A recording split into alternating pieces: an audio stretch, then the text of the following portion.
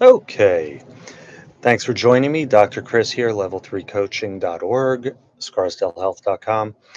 If you like and share, find value in this video, whatever, please give it to people that it might benefit. This should be very helpful to anyone that it pertains to, and that would be people that are uh, depressed on the spectrum, whatever. So here's all of a sudden everything kind of lined up.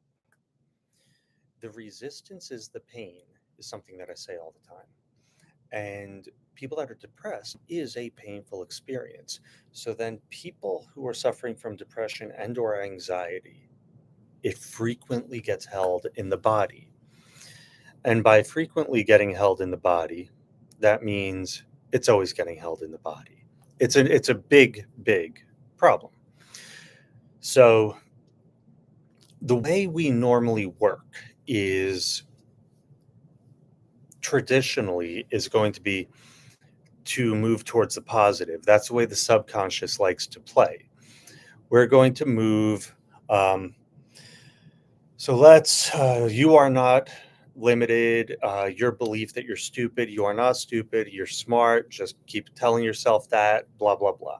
And there is value to that. However, if you don't believe it, you create higher levels of resistance. So, someone like me who's more analytical, and that was what led to a lot of the depression, actually has an additional step that's super powerful.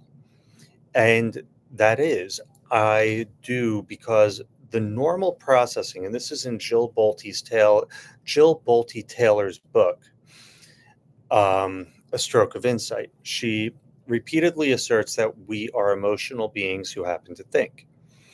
Well, I attest that as someone who's neurodivergent, I think before I emote, or at least the ratio is different. That's part of what we do differently. We don't feel things in the same way.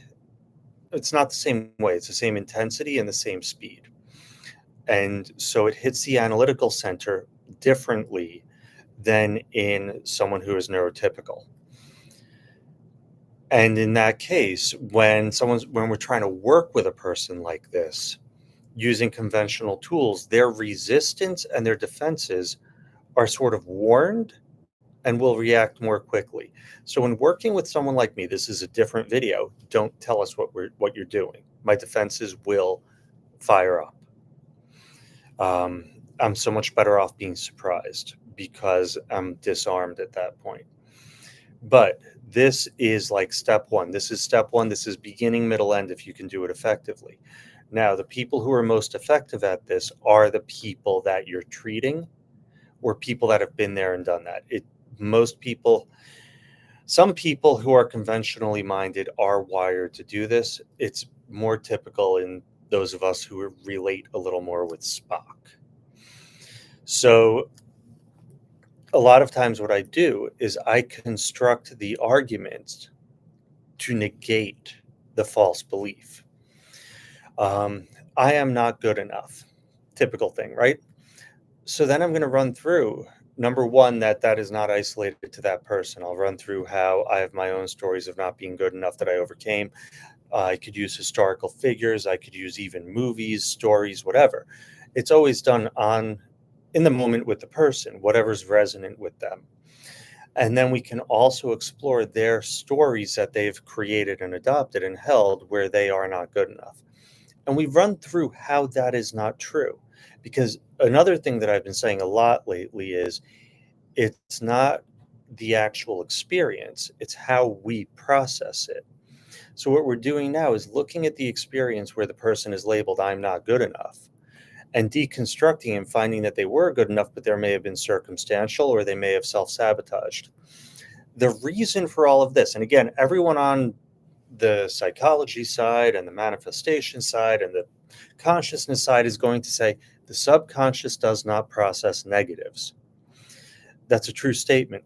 But the conscious mind, you see, the biggest kryptonite for the subconscious, for manifestation, for living our best life, for happiness, for faith, for trust, etc., the kryptonite for that is doubt and fear.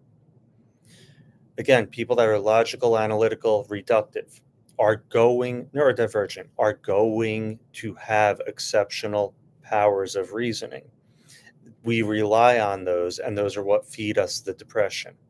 We are under the delusion that that is a correct voice because we're so used to it and it's very good at it.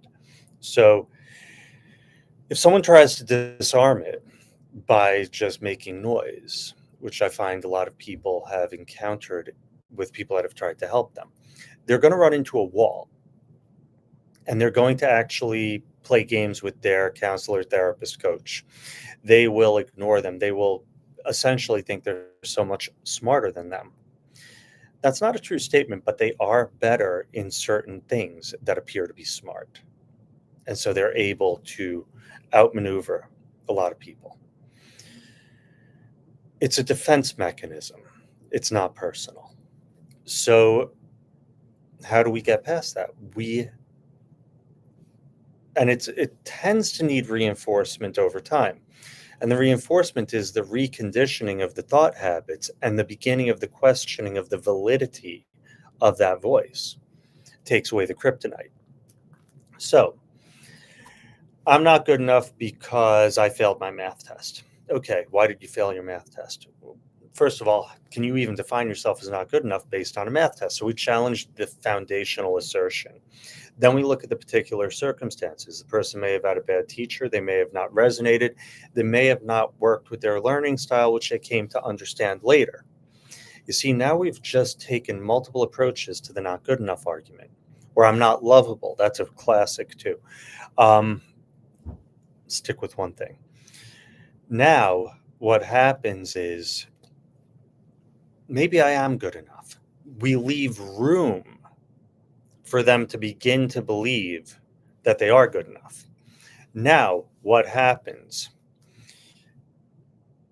Now that seed can begin to grow, and it grows with affirmation, it grows with proof. As the person begins to try, begins to believe themselves, begins to put themselves out there a little bit more, they begin to get that positive feedback. How do I know it's going to be positive feedback? If they're coming from the place of authenticity, the world will reflect it back. If they're coming from openness, it will be reflected back. And the best part is, even if it's less than positive, then we work with that. What have we learned from the less than positive experience? Because it's not going to be that they're not good enough. Maybe we learned, wow, I was trying too hard and I put people off. I run across that all the time.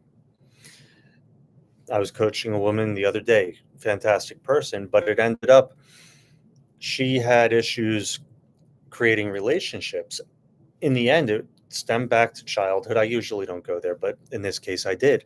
Stemmed back to childhood, and she was playing a part. She was trying to be a person that can be liked. I saw that in my own patterns too. So if we're not coming across authentically, we still are good enough, but we're just not believing it, not acting on it. So free up that space that the false belief is taking up. Help to see through false belief and doubt. And then the truth, because the truth is, yes, you are good enough. You would not be here if you weren't. So I'm going to go more into this, but I wanted to get this out there as I'm in the process of building, because this is very, very important for all of us. If you can connect with this, if you can begin to understand for yourself, because I'm giving this to coaches, I'm giving this to therapists, I'm giving this to everyone, but most importantly, I'm giving it to you because I've been there. I understand this. I've lived it. And what I'm doing right now, as I'm putting together this masterclass, is deconstructing the work that was done on me by me, deconstructing what my greatest obstacles were and how I have been able to overcome them. Because if I could do it, you can do it. And the motivator frequently is pain.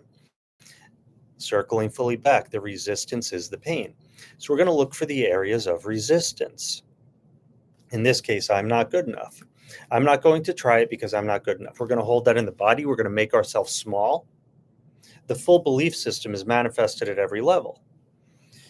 And it's causing pain because we're not open and free. We're constricted. Constriction is pain. Open is not.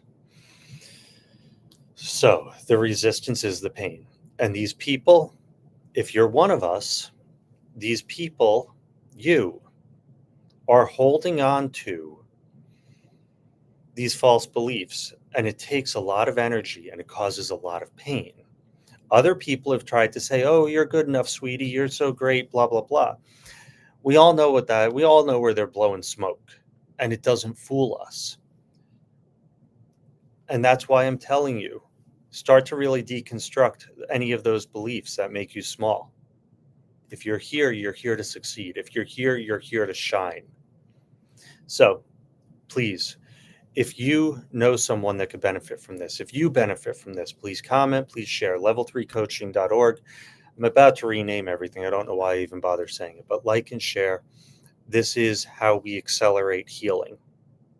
We accelerate healing. I accelerate healing by working with people like you and finding where the limits have been, where the false beliefs have been, where other people and yourself have not been able to connect to your truth. And we bring that out, and it is amazing watching the transformation.